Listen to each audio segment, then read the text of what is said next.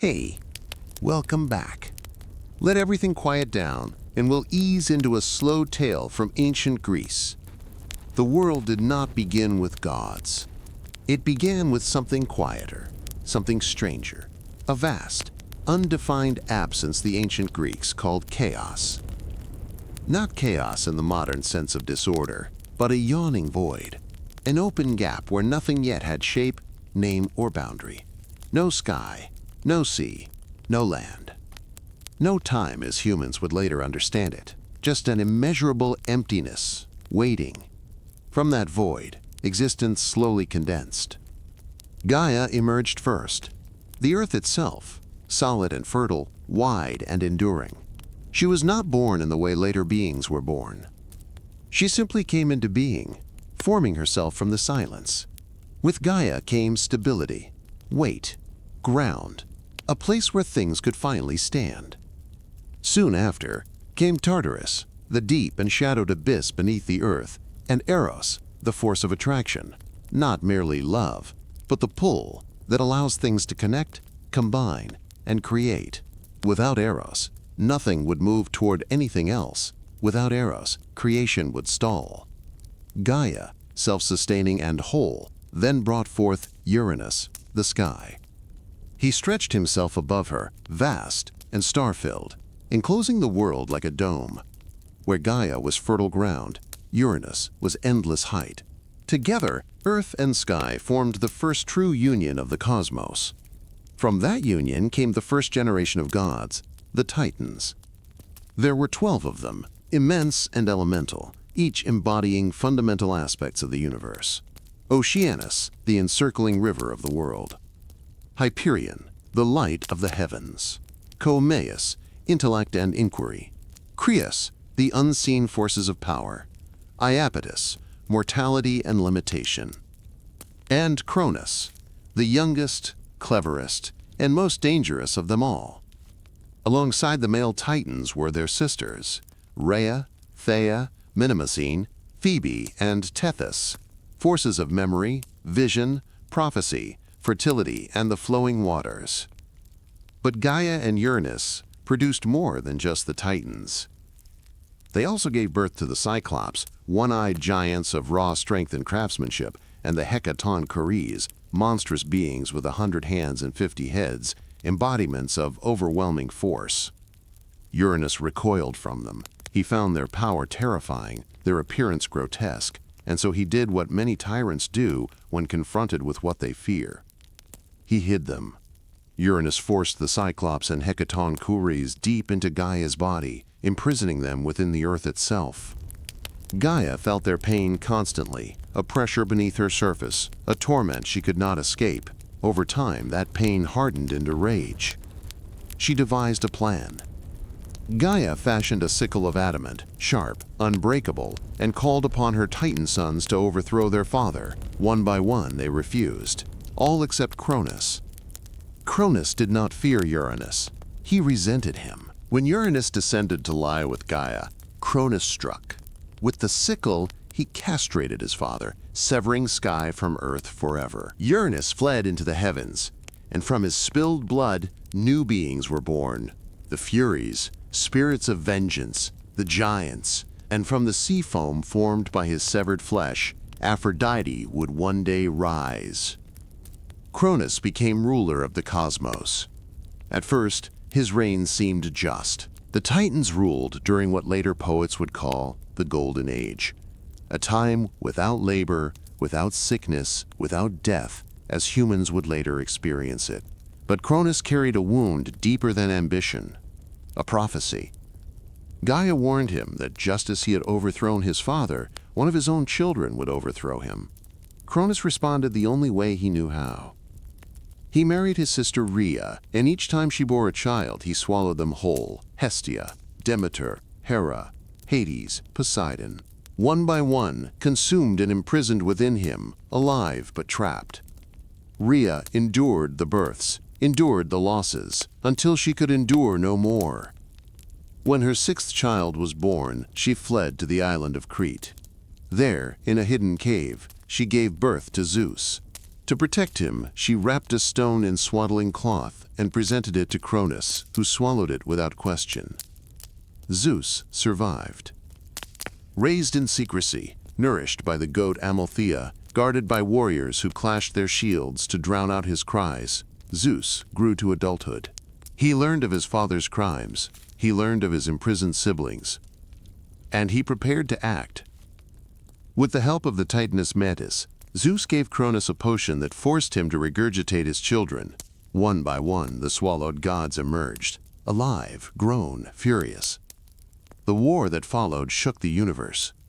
The Titanomachy lasted 10 years. Olympian gods against titans, sky against earth, thunder against stone. Mountains were hurled, seas boiled. The very fabric of the cosmos strained. The turning point came when Zeus freed the Cyclops and Hecatoncheires from Tartarus. In gratitude, the Cyclops forged weapons, thunderbolts for Zeus, a trident for Poseidon, and a helm of invisibility for Hades. The Hecatoncheires hurled mountains with their 100 hands, overwhelming the Titans. At last, the Titans fell. Most were imprisoned in Tartarus, guarded eternally. Cronus himself was cast down, his reign ended. The cosmos was divided.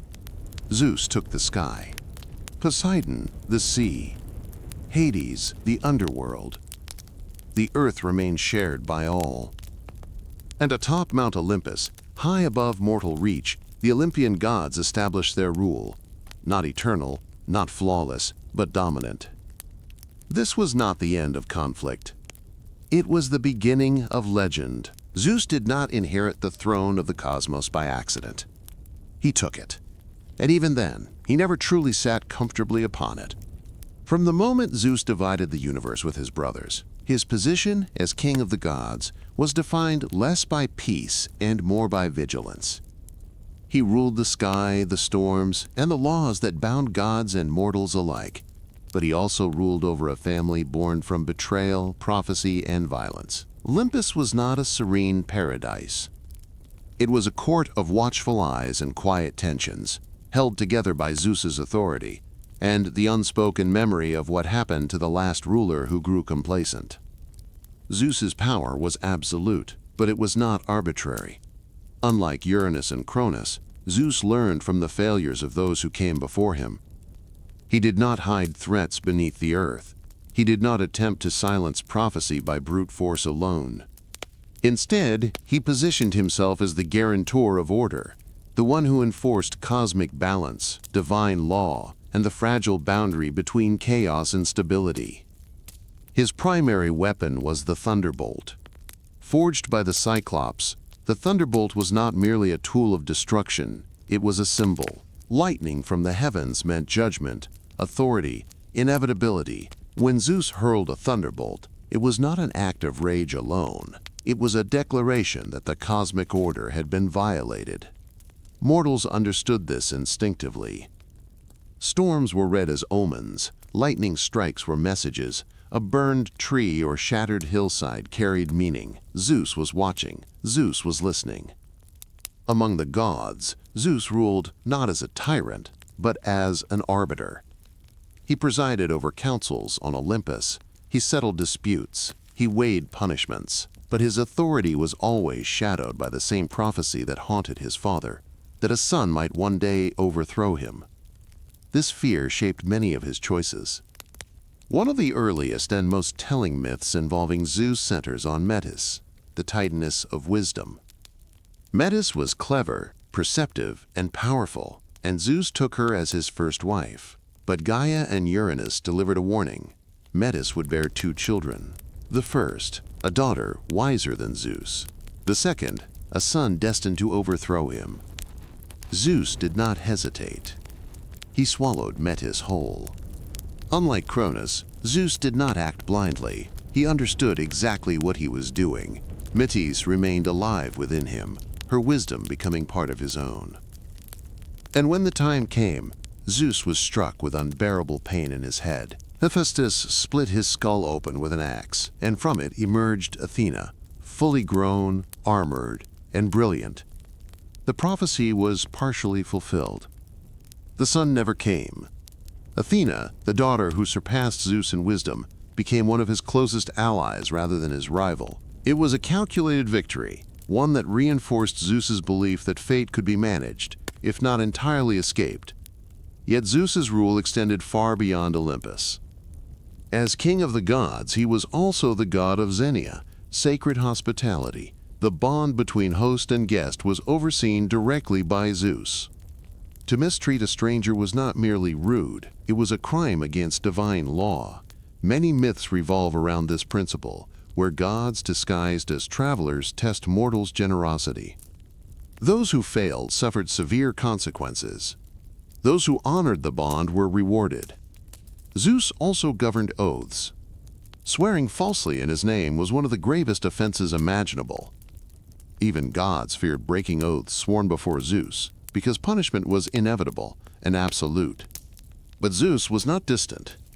He was deeply, famously involved in the lives of mortals. Often too involved. Zeus's many relationships with mortal women are among the most infamous elements of Greek mythology. These were not romances in the modern sense. They were encounters shaped by power, transformation, and consequence. To reach Io, Zeus transformed himself into a cloud. To approach Europa, he became a white bull. Danae was visited as a shower of gold. Leda encountered him as a swan. In each case, Zeus crossed the boundary between divine and human, and the results echoed across generations. From these unions came heroes: Perseus, Minos, Helen of Troy, and most famously, Heracles. Heracles embodied Zeus's contradictions. He was strength and suffering intertwined. Born to the mortal Alcmene, Heracles inherited Zeus's power, but not his protection.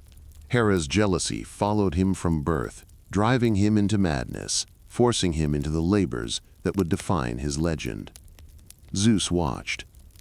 He intervened at times, but never fully shielded his son. Heracles had to earn immortality through endurance, pain, and service. In doing so, he became a bridge between gods and humans, proof that divine blood did not guarantee divine ease. Zeus's marriage to Hera further complicated his reign. Hera was not merely his wife, she was his equal in lineage, a queen in her own right, and the embodiment of lawful marriage. Yet Zeus's constant infidelity made their union a battlefield. Hera's anger was rarely directed at Zeus himself. Instead, it fell upon his lovers and their children. This was not weakness, it was strategy. Zeus could not be punished easily, mortals could. Through Hera's vengeance, the myths explore jealousy, injustice, and endurance, and they reveal something essential about Zeus. Despite his power, he was not immune to consequence. His actions shaped the suffering of others, and the universe responded in kind. Zeus was also a god of justice, but justice did not always mean mercy. When Prometheus stole fire from the gods and gave it to humanity, Zeus saw not generosity, but rebellion. Fire represented technology, progress, and independence. With it, humans no longer depended entirely on the gods. Zeus punished Prometheus brutally. Chained to a rock, his liver eaten daily by an eagle, regenerating each night, an eternal sentence. Humanity, too, was punished through Pandora, whose jar released suffering into the world. Yet even here, Zeus was not purely cruel. Fire remained with humanity. Civilization continued. Zeus allowed progress, but demanded recognition of divine authority. This balance defined his reign. He did not seek to annihilate humanity, nor to elevate it fully. Humans existed beneath the gods, watched over, corrected, sometimes aided, sometimes destroyed. Zeus also played a central role in fate itself. While the Moirai, the Fates, controlled the thread of life, Zeus was often depicted as the one who enforced their decisions. Even he could not fully escape fate, but he could delay, negotiate, and interpret it. This made Zeus less of a puppet master and more of a cosmic administrator. He was the axis upon which the universe turned. And yet, despite his vigilance, Zeus remained haunted by possibility. He feared succession. He feared rebellion. He feared that order was always temporary. Perhaps that is why Olympus was never silent. Thunder was always waiting. And the king of the gods never truly slept. For all his thunder and authority, the stability of the divine order depended just as much on the goddesses who stood beside him, and at times against him. Hera, Athena, and Artemis represented three very different expressions of power. None ruled the sky, none commanded storms, and yet each shaped the world as profoundly as Zeus himself. They were not reflections of male gods. They were forces in their own right. Hera was the first to sit upon the throne beside Zeus. Born to Cronus and Rhea, Hera was both sister and wife to the king of the gods, a union that reflected ancient traditions of divine marriage rather than human morality. As queen of Olympus, Hera embodied lawful order, legitimacy, and the institution of marriage itself. She was the protector of wives, the guardian of childbirth, and the divine witness to vows. Yet Hera's myths are often remembered for her anger. This is not accidental. Hera's power was bound to fidelity, stability, and social order, and Zeus violated those principles constantly. Unlike many Olympians, Hera did not retreat into abstraction. She acted, she punished, she endured. Her wrath was precise. When Zeus seduced Io, Hera transformed the girl into a heifer and set Argus Panoptes, the hundred-eyed guardian, to watch her. When Semele was deceived into demanding Zeus reveal his true form, Hera ensured the request was made, knowing it would destroy her. When Leto carried Zeus's twins, Hera barred every land from offering her refuge, forcing Artemis and Apollo to be born amid suffering. These acts were not random cruelty. They were expressions of divine jurisdiction. Hera punished violations of sacred bonds. Mortals paid the price not because Hera was powerless against Zeus, but because the myths reflected a world where institutions mattered more than fairness. Nowhere is this clearer than in the story of Heracles. From birth, Hera sought to destroy him, sending serpents to his cradle, driving him mad in adulthood, orchestrating the labors that nearly killed him. Yet through suffering, Heracles earned immortality, and in the end, Hera reconciled with him, even giving him her daughter Hebe as a wife. Hera's anger was not eternal. It was corrective. She punished transgression, but she also restored balance when order was reestablished. Where Hera embodied law, Athena embodied intellect. Athena was unlike any other Olympian. She had no mother in the mortal sense. Born from Zeus's head, she entered the world already formed, armored, alert, and fully herself. This origin defined her character. Athena was not shaped by childhood or emotion. She was reason, strategy, and foresight made manifest. Athena governed wisdom, not abstract knowledge, but practical intelligence. She guided architects, statesmen, weavers, generals. Her form of war was not bloodlust, but planning. She favored discipline over chaos, restraint over excess. This placed her in constant with Ares. Where Ares charged, Athena calculated. Where Ares destroyed, Athena preserved. Athena was also a city goddess. She was chosen as patron of Athens after offering the olive tree, a symbol of peace, prosperity, and endurance. In return, the city bore her name and upheld her values: debate, law, craftsmanship, and learning. Her myths often involve guidance rather than domination. She aided Perseus against Medusa. She stood beside Odysseus through deception and endurance. She protected heroes who used their minds as much as their strength. Athena demanded respect. Those who challenged her skill, like Arachne, were punished not for ambition but for hubris. Athena did not deny excellence. She denied arrogance. She remained eternally virgin, not from isolation but from autonomy. Athena belonged to no one. She did not need marriage to define her authority. Artemis represented a different kind of independence. Where Athena belonged to the city, Artemis belonged to the wild. Twin sister to Apollo, Artemis was born amid flight and danger.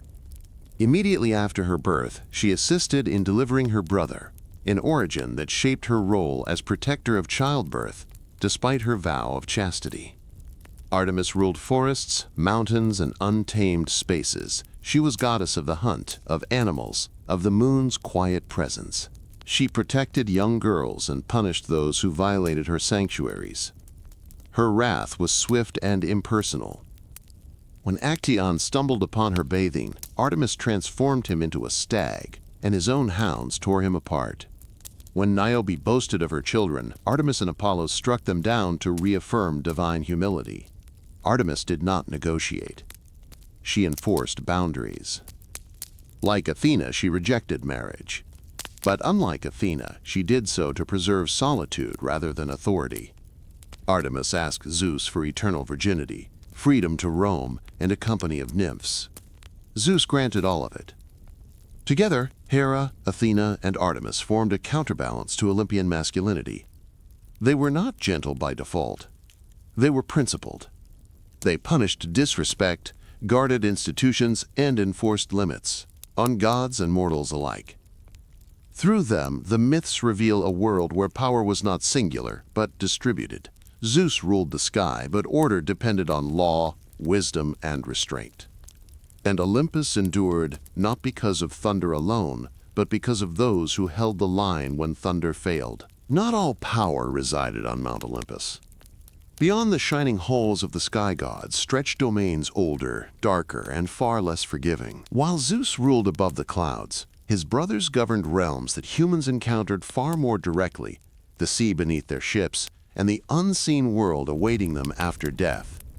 Poseidon and Hades did not sit at Zeus's side. They ruled apart, and that separation defined them. Poseidon received the sea when the cosmos was divided, but the sea was never a calm inheritance. It was vast, unpredictable, and violent, a mirror of Poseidon himself. He was god of oceans, storms, earthquakes, and horses, binding water and earth together in restless tension. Unlike Zeus, Poseidon was not concerned with law. He was concerned with respect. Sailors prayed to him not for justice, but for mercy. Cities honored him not because he was benevolent, but because ignoring him was disastrous. Earthquakes were called Poseidon's wrath, a reminder that land itself could betray those who lived upon it. Poseidon's symbols told the story of his temperament. The trident represented dominance over the waters, but also the power to shatter the earth. Horses, creatures of speed and force, were sacred to him, believed to have been created when his trident struck the ground. In myth, Poseidon was never still. He surged, receded, and returned. His rivalry with Athena defined one of the most important myths of civilization.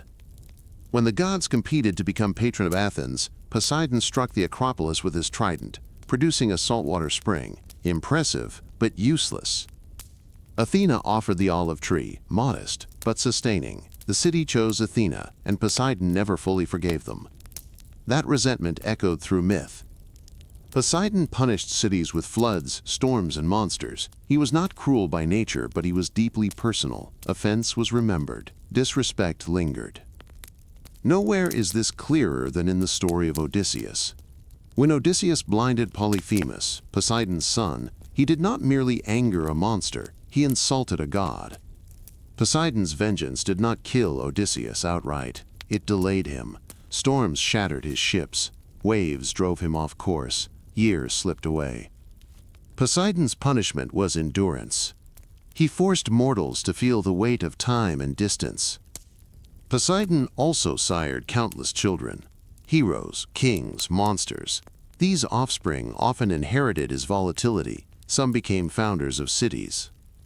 Others became threats that heroes were forced to destroy. Through Poseidon, the myths emphasize a simple truth. Nature does not care about fairness. It responds to pressure. If Poseidon ruled the chaos of the living world, Hades ruled the certainty beyond it. Hades was given the underworld, a domain most feared and least understood. Unlike his brothers, Hades did not wander. He did not interfere often. He ruled absolutely but quietly. Contrary to later interpretations, Hades was not evil. He was inevitable. Death, to the Greeks, was not punishment. It was transition, and Hades ensured that transition occurred without disorder. His realm was structured. The underworld was divided into regions, reflecting the lives of those who entered it. The asphodel meadows housed ordinary souls, neither virtuous nor wicked. Elysium welcomed heroes and the favored. Tartarus imprisoned the monstrous and the damned. Souls crossed the river Styx, guided by Charon, paying their passage with a coin placed in their mouth at burial. Without it, they wandered for years, unable to enter. This was not cruelty. It was order. Hades himself rarely appeared in myth, but when he did, his presence carried weight. The most famous story involving him is the abduction of Persephone. Persephone, daughter of Demeter, was gathering flowers when the earth split open. Hades emerged and carried her into the underworld. Whether this act was violent or sanctioned varies by source, but its impact was absolute. Demeter's grief devastated the world. Crops failed, famine spread, humanity suffered. Zeus intervened and a compromise was reached. Persephone would spend part of the year with her mother, part with Hades. When she returned to the surface, the earth bloomed. When she descended again, winter fell. This myth explained the seasons, but it also revealed Hades' character. He did not rule by terror, he ruled by agreement. Persephone became queen of the underworld, not a prisoner but a sovereign. Together, she and Hades presided over judgment and balance. Hades was also god of wealth. The Greeks understood that riches came from beneath the earth, metals, gems, fertile soil. His name was invoked in matters of inheritance and burial, not out of fear, but respect. Unlike Zeus and Poseidon, Hades did not pursue mortals. He did not seek worship. He did not need validation. His realm would receive everyone eventually. Together, Poseidon and Hades represented powers that could not be escaped. You could reason with Zeus. You could appease Hera.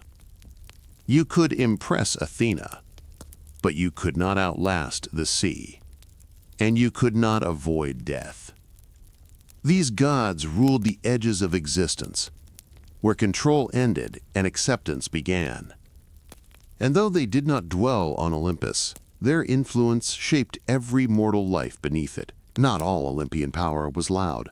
Some of it moved quietly, through rhythm, through words, through the invisible paths that connected gods to mortals and mortals to one another. Apollo and Hermes governed these subtler forces. One brought clarity, harmony, and foresight. The other brought motion, exchange, and transition. Together, they shaped how the world understood meaning. Apollo was light made intelligible.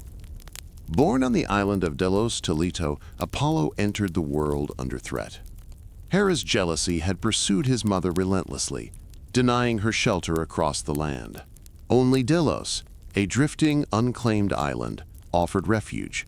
There, Artemis was born first, and then Apollo. From the beginning, survival and divinity were entwined. Apollo grew quickly. Within days, he confronted Python, the ancient serpent that guarded the oracle at Delphi. Python represented the old chthonic order, prophecy rooted in earthen instinct. Apollo slew the serpent and claimed the site, transforming Delphi into his own sanctuary. This act was not simple conquest.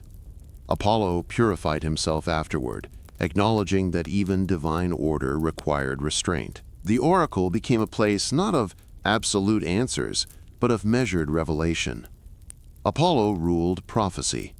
Through the Pythia, his priestess, Apollo spoke in riddles and visions. His prophecies were never straightforward.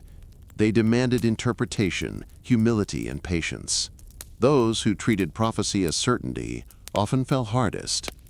Apollo was also god of music. The lyre, gifted to him by Hermes, became his symbol of harmony. Music under Apollo was not entertainment alone. It was alignment, the tuning of the human soul to cosmic order. Festivals, hymns, and poetry honored him not for indulgence but for balance. Yet Apollo was not gentle by default. He governed plague as well as healing. Arrows that brought disease could also bring relief. This duality reflected Greek understanding of illness. Not random, but meaningful. Disease signaled imbalance. Healing restored order. Apollo's relationships revealed the limits of perfection. When he pursued Daphne, she fled and was transformed into a laurel tree to escape him. Apollo honored her by wearing laurel leaves, not as possession, but remembrance. Hyacinthus, beloved by Apollo, died accidentally, and from his blood grew the hyacinth flower. These myths reveal a god bound by consequence. Even divine clarity could not override choice. Hermes entered the world very differently. Born in a cave to Maya, Hermes was cunning from his first breath. On the day of his birth, he stole Apollo's cattle, invented the lyre, and negotiated forgiveness, all before nightfall. Hermes was movement incarnate. He governed roads, borders, travelers, merchants, thieves, and messengers. Wherever something crossed from one state to another, Hermes was present. His winged sandals symbolized speed, but also freedom. Hermes was the only Olympian who moved easily between realms. He traveled from Olympus to Earth to the underworld without disruption. As psychopomp, he guided souls to Hades, not as judge, but escort. His role was not to decide fate, but to ensure transition. Unlike Apollo, Hermes thrived in ambiguity. Truth, for Hermes, was flexible. Cleverness mattered more than purity. He protected liars and traitors alike, not because deceit was good, but because exchange required adaptability. Hermes' gift of the lyre to Apollo symbolized their balance, order and movement, structure and change. Apollo brought meaning. Hermes carried it forward. Together, they shaped language, culture, travel, and memory. Without Apollo, the world would lack coherence. Without Hermes, it would stagnate. Their influence reached mortals daily through music heard, words spoken, journeys taken. And though their power was quiet, it endured. Not all forces that shape the world are orderly. Some erupt. Some overwhelm reason. Some pull gods and mortals alike into choices they do not fully understand until the consequences arrive. Ares and Aphrodite governed these forces. War and desire, not as opposites, but as reflections of the same impulse, intensity without restraint. Ares was born to Hera, and in some traditions to Zeus as well, yet unlike Athena, he was never favored by his parents. Where Athena represented controlled violence in service of order, Ares embodied war in its rawest form, chaos, bloodshed, rage, and the thrill of destruction. To the Greeks, Ares was not heroic.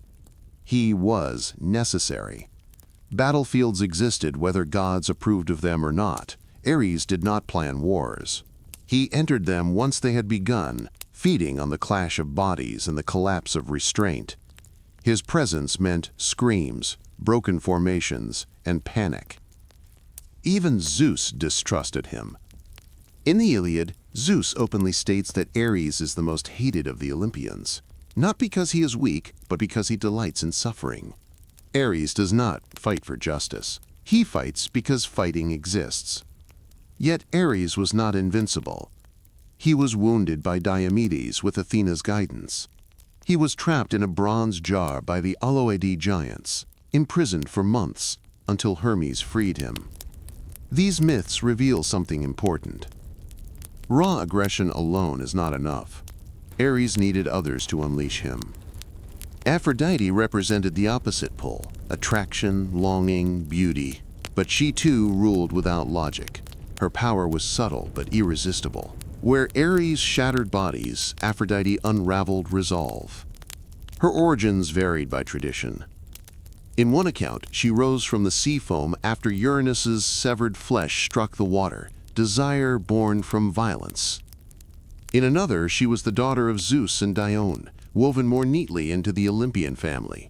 Both origins were accepted. Aphrodite governed more than romance. She ruled sexual attraction, fertility, seduction, and the loss of control that followed. Her influence crossed boundaries, divine and mortal, lawful and forbidden. Even Zeus was not immune. Aphrodite's power did not compel love, it compelled wanting, and wanting disrupted order. Her marriage to Hephaestus was political, not passionate. Hephaestus offered stability, Aphrodite offered intensity. The imbalance was inevitable. Ares and Aphrodite found each other not because they complemented one another, but because they amplified each other. Their affair was reckless and public. When Hephaestus discovered their betrayal, he trapped them in an invisible net, exposing them to the laughter of the gods. The scene was humiliating, not tragic. The message was clear. Desire without restraint invites ridicule. Yet the union of Ares and Aphrodite produced powerful offspring. Eros, god of desire. Phobos and Deimos, fear and terror. Harmonia, balance born paradoxically from chaos. Through these children, the Greeks explained the emotional aftermath of conflict. War bred fear, love bred obsession, and occasionally, harmony emerged from devastation. Aphrodite's influence over mortals was profound. She promised Paris the love of Helen, igniting the Trojan War. She inspired devotion, jealousy, loyalty, and betrayal. Lovers prayed to her not for permanence, but for intensity. And intensity was dangerous. Those who rejected Aphrodite entirely suffered. Hippolytus scorned love and was destroyed. Those who embraced her too fully also suffered. Aphrodite did not reward moderation. She rewarded surrender. Together, Ares and Aphrodite revealed an uncomfortable truth. Civilization rests on fragile ground. Beneath law, wisdom, and order, there are urges that do not disappear. They wait. War and desire are not flaws in humanity. They are forces that must be managed. When ignored, they erupt. When indulged, they consume. The Olympians did not eliminate these forces. They gave them names. And in doing so, they warned those who listened. Not every god ruled through spectacle. Some ruled by holding the world together. While thunder split the sky and wars reshaped kingdoms, there were forces quieter and more constant. The steady heat of the forge, the enduring flame of the hearth. Hephaestus and Hestia governed these spaces. They did not dominate stories with conquest or scandal, but without them, nothing else functioned. Hephaestus was born into rejection. Accounts vary. In some, Hera bore him alone and cast him from Olympus when she saw his deformity. In others, Zeus hurled him from the sky during a divine conflict. Either way, Hephaestus fell, and the fall lasted a full day before he struck the earth. He survived, but his body was broken. Lamed and scarred, Hephaestus grew apart from the other Olympians. Where they embodied perfection, he embodied endurance. Taken in by sea deities, he learned to work metal beneath the earth, mastering fire rather than wielding it destructively. When Hephaestus returned to Olympus, it was not with force. It was with skill. He became the smith of the gods, crafting objects that defined divine authority itself. Zeus's thunderbolts, Poseidon's trident, Hades' helm of invisibility, armor for heroes, chains for titans, thrones that moved on their own. Hephaestus did not command power. He built it. His workshop represented civilization at its core. Technology, craft, patience, and precision. Fire in his hands was controlled, directed, useful. Yet Hephaestus's personal life was marked by imbalance. His marriage to Aphrodite bound stability to desire, an arrangement that could never hold. Aphrodite's affair with Ares humiliated him publicly, but Hephaestus responded not with violence but ingenuity. The net he forged exposed truth without bloodshed. This response defined him. Hephaestus did not deny pain. He transformed it. Hestia was quieter still. Eldest of Cronus and Rhea's children, she was also the least visible. When the Olympians took their seats, Hestia relinquished hers willingly, choosing peace over prominence. In doing so, she became present everywhere. Hestia governed the hearth, the center of the home, the fire that never went out. Every meal began with an offering to her. Every city maintained a sacred flame in her honor. When colonists founded new settlements, they carried Hestia's fire with them. She asked for nothing. She ensured continuity. Unlike other gods, Hestia had no dramatic myths, no battles, no lovers, no vengeance. Her power lay in consistency, in warmth, in belonging. The Greeks understood something modern audiences often forget. Stability is sacred. Without Hephaestus, weapons could not exist, nor tools, nor infrastructure. Without Hestia, communities would fracture. Fire would become destructive rather than sustaining. Together, these gods represented restraint. They did not pull the world forward. They prevented it from falling apart. In a pantheon defined by excess, Hephaestus and Hestia offered balance, the slow, patient work that made everything else possible. The Olympian gods did not create humanity and then step away. They lingered. They watched. They interfered. To the ancient Greeks, the distance between gods and mortals was never absolute. Mountains could be climbed, seas could be crossed, oracles could be consulted, dreams could carry messages. The gods were not abstract principles. They were personalities whose attention could shape a life. Humanity's origins were told in multiple ways, but all emphasized limitation. In one tradition, Prometheus shaped humans from clay, giving them form but not advantage. In another, humanity emerged in ages, golden, silver, bronze, heroic, and iron, each declining from the last. However the story was told, humans were not created equal to the gods. They were created dependent. Fire changed that. When Prometheus stole fire and gave it to humanity, he altered the balance. Fire meant warmth, tools, cooking, and eventually metalwork. Civilization accelerated. Humans no longer relied entirely on divine favor to survive. The Olympians responded. Zeus punished Prometheus, but he did not take fire back. Instead, the gods introduced consequence. Pandora was sent with her jar, releasing suffering, illness, and labor into the human world. Hope remained, but only just. From this moment forward, humanity existed in tension. Capable but vulnerable. Empowered but watched. The gods expected recognition. Sacrifice, prayer, and ritual were not superstition, they were contracts. Humans honored the gods restrained themselves. When the contract was broken, punishment followed. One of the clearest expressions of this contract was xenia, sacred hospitality. Strangers were protected by Zeus himself. To deny food or shelter was to insult the divine order. Many myths revolve around disguised gods testing mortals. Those who welcomed them were rewarded. Those who did not were destroyed. The lesson was simple. How you treated others mattered. Hubris was the great human sin. Pride that challenged divine order invited correction. Niobe boasted of her children and lost them. Arachne challenged Athena and was transformed. Icarus flew too close to the sun. These stories were not warnings against ambition. They were warnings against forgetting limits. Heroes occupied the space between gods and mortals. Often born of divine parentage, heroes like Perseus, Theseus, and Heracles were tools through which the gods shaped the world. Monsters existed not as accidents, but as trials. Slaying them restored balance. But heroes were not protected from suffering. In fact, they suffered more. Divine attention intensified everything, glory and pain alike. The gods also intervened directly in human conflicts. The Trojan War was not fought by mortals alone. Athena, Hera, Aphrodite, Apollo, Ares, and Poseidon all chose sides, tipping battles, guiding arrows, and spreading panic. Humans became pieces in a divine rivalry that began with a single judgment. And yet, the gods were not united. They disagreed. They argued. They sabotaged one another.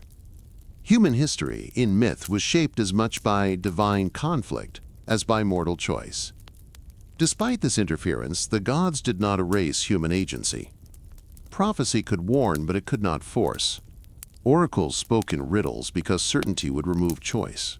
Even when fate was unavoidable, how one met it mattered. This belief gave meaning to endurance. Suffering was not proof of divine abandonment. It was proof of participation. Humans lived under the gaze of the gods, sometimes protected, sometimes punished, always observed, and yet the gods envied something humans possessed: finality. Mortality gave human actions weight. A single choice could not be undone. A single life could not be repeated. In this way, humanity mattered, not because it rivaled the gods, but because it did not. The Olympian order was never complete. Even after the Titans were cast down and Mount Olympus rose as the seat of divine authority, remnants of older forces continued to stir beneath the surface of the world. Greek myth does not describe a universe cleansed of chaos. It describes a universe held together barely by vigilance. Monsters were not mistakes. They were symptoms. Many of these beings trace their origins to the earliest generations of existence, born from Gaia, from the blood of Uranus, or from unions that predated Olympian law. They represented forces that could not be fully controlled, only confronted. Typhon was the greatest of these threats. Born from Gaia and Tartarus, Typhon was a last, desperate answer to Olympian dominance. He was vast beyond measure, with serpents for fingers, wings that darkened the sky, and a voice that carried the sounds of every storm at once. When Typhon challenged Zeus, even the king of the gods faltered. In some traditions, Zeus fled. In others, he was temporarily defeated, his sinews torn from his body.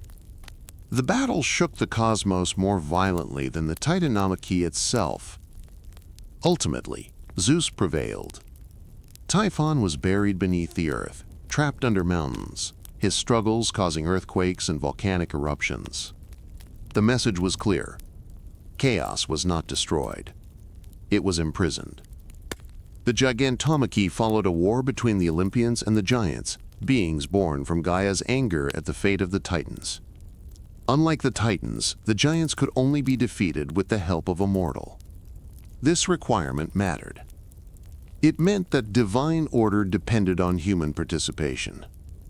Heracles played a central role, slaying giants alongside the gods. Victory came not from divine power alone, but from cooperation across realms.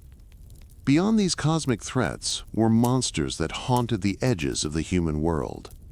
Medusa, once mortal, was transformed into a gorgon whose gaze turned flesh to stone. Whether her punishment was just or cruel depends on the source, but her existence embodied fear of transgression and the cost of divine attention. The Minotaur, born from Pasiphae and a sacred bull, represented the consequences of broken vows and unchecked desire. Hidden in the labyrinth, it consumed lives until Theseus ended its reign. Scylla and Charybdis guarded narrow straits, forcing sailors to choose between dangers. There was no safe passage, only lesser harm. The Hydra regenerated endlessly, teaching that some problems multiply when confronted carelessly. Each monster was a lesson. Not all threats could be reasoned with. Not all chaos could be avoided. Heroes did not eradicate monsters forever. They restored balance temporarily. Even the Titans were not entirely erased. Some, like Oceanus and Prometheus, were spared or later released. Others remained imprisoned, their presence a reminder of what preceded Olympian rule. Greek myth insists on memory. Forgetting the past invites its return. These forgotten powers lingered in ruins, in wilderness, in unexplored waters. Civilization advanced, but it did not conquer everything. And that was intentional. The world needed edges. Without danger, courage meant nothing. Without chaos, order lost its meaning. The Olympians ruled not because they eliminated threat, but because they managed it. and management required constant effort. The Olympian gods did not vanish when the myths ended. They lingered, not as rulers of the physical world, but as structures within human thought, language, and memory. Long after temples fell into ruin and sacrifices ceased, the gods remained present, reshaped rather than erased. In ancient Greece, worship was not about devotion alone. It was about relationship. Each city honored specific gods according to local needs. Athena protected Athens, Apollo guided Delphi, Hera watched over Argos, Artemis guarded wild sanctuaries. These relationships were practical. Festivals aligned with agricultural cycles. Prayers addressed immediate concerns: weather, birth, travel, war. The gods were not distant ideals. They were neighbors with power. Rituals followed strict forms. Sacrifices acknowledged hierarchy. Temples oriented communities around shared belief. The Olympians provided a framework through which uncertainty could be managed. When Rome absorbed Greek culture, the gods transformed rather than disappeared. Zeus became Jupiter, Hera became Juno, Athena became Minerva. The myths shifted emphasis, but the structure remained. Roman order layered law and empire onto Greek narrative, extending the gods' reach across continents. Even as new religions rose, the Olympians persisted beneath the surface. They survived in language. Planets bore their names.